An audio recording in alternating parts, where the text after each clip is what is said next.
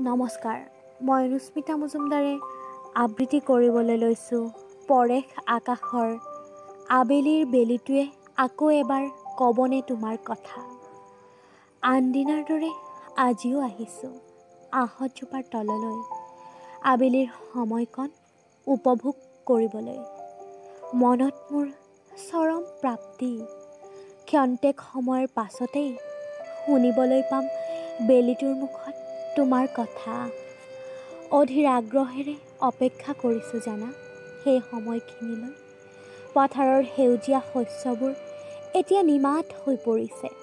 সিহঁতৰো চাগে বহু আশা আছিল সূৰ্যাস্তৰ দৃশ্যটো উপভোগ কৰিবলৈ, কিন্তু সিহঁতৰ ভাষা বুজিবই বা কোনে?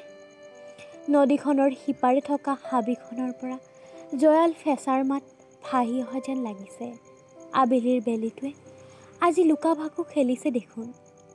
আজি নাপাম নেকি তোমাৰ কথা শুনিবলৈ? নাই, এনে হ'ব নোৱাৰে। তোমাৰো যে নিবিড় সম্পৰ্ক আছিল আবেলিৰ বেলিটোৰ সতে।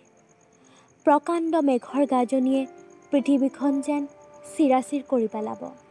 ধাৰাসাৰ বৰষুণে মোক তিয়াই পেলাব।